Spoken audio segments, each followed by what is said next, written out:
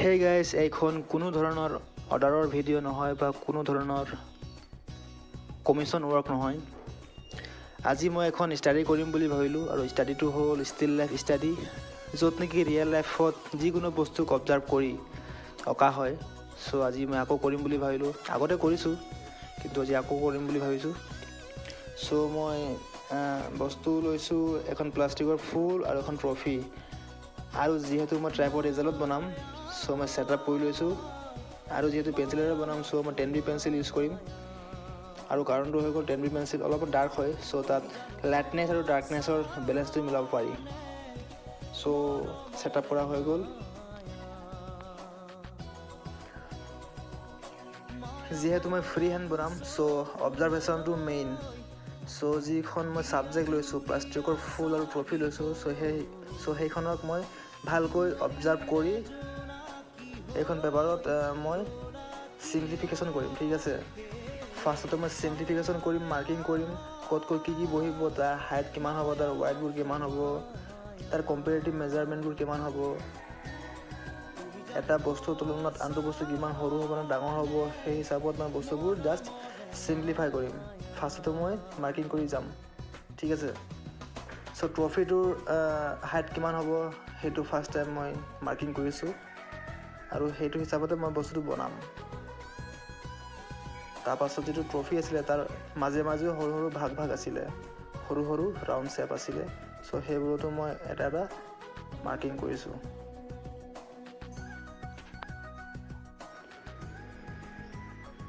আৰু লেফ্ট ছাইডে যিহেতু ফুল আছিলে, ফুলটোকো মই লাহে লাহে চিম্পলিফিকেশ্যন কৰিবলৈ বা চিম্পলিফাই কৰিবলৈ ট্ৰাই কৰি আছোঁ। জাষ্ট চিম্পলিফাই কৰিছোঁ যে বস্তুটো মানে কোনটো শ্বেপত আছে। আৰু পৃথিৱীৰ যিমানখিনি বস্তু আছে চবৰে এটা নহয় এটা ৰেণ্ডম শ্বেপ আছে।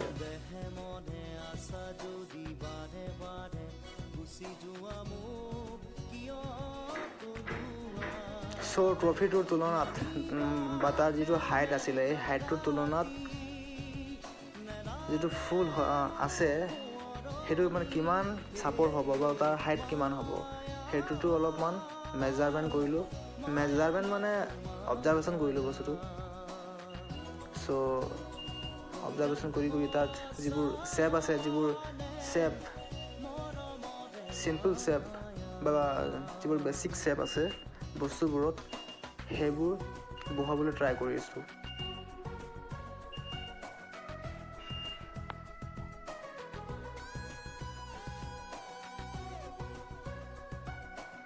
চ' এইফালে যিটো ট্ৰফি আছিলে, সেই ট্ৰফিৰ শ্বেপ বা যিটো আকাৰ বা তাৰ আউটলাইন, সেইটো হ'বলৈ গৈ আছে।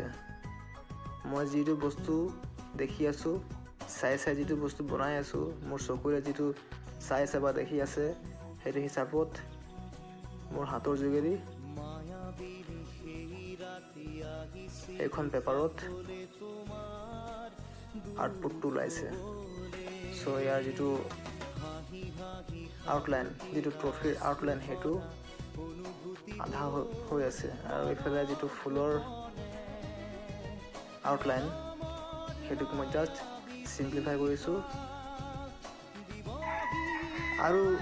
আৰু ছাইডত যিবোৰ পাত আছিলে বা আছে, সেইবোৰকো এটা এটা শ্বেপ দিছোঁ। শ্বেপটো জাষ্ট ট্ৰায়েংগল লিখাই দিছোঁ। আৰু একচুৱেলি ট্ৰায়েংগল হিচাপত নাই পাতবোৰ, কিন্তু মই ট্ৰায়েংগল হিচাপত আকাৰটো বনাই লৈছোঁ ফাৰ্ষ্টতে। মানে বস্তুটো চিম্পলকৈ বনাইছোঁ।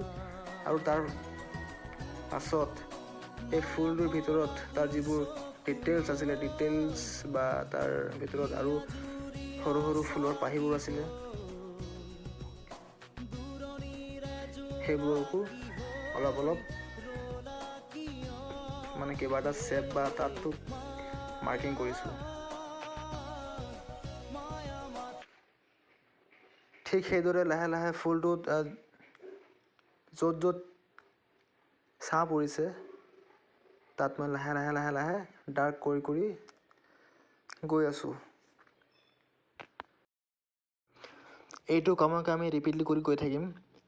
আৰু বোলে ক'ৰবাত কিবা মিষ্টেক হৈছে বা ক'ৰবাত ৰৈ গৈছে বা ক'ৰবাত ডাৰ্ক কৰিবলগীয়া আছে, চ' আমি ডাৰ্ট কৰি গৈ থাকিম। বস্তুখিনিক ভালকৈ অবজাৰ্ভ কৰি মাজে মাজে ভালকৈ অবজাৰ্ভ কৰি লৈ বস্তুটো ক'ত কিমান ডাৰ্ক হ'ব, ক'ত কিমান লাইট হ'ব, সেইটো হিচাপত আমি লাহে লাহে এড কৰি গৈ থাকিম। চ' লাইটনেছ আৰু ডাৰ্কনেছৰ যিটো বেলেঞ্চ, সেইটোক আমি আৰ্টৰ ভাষাত ভেলুজ বুলি কওঁ। যদি বস্তুটোত বা আৰ্টটোত বা ড্ৰয়িংটোত যদি ভেলুজৰ বেলেঞ্চটো যদি চব ঠিকেই আছে, তেনেহ'লে বস্তুটো একচুৱেলত মানে কেনেকুৱা, চাবলৈ কেনেকুৱা সেইটো বস্তু ফুটি উঠে, মানে ৰিয়েলিষ্টিক যেন ফিল এটা হয়।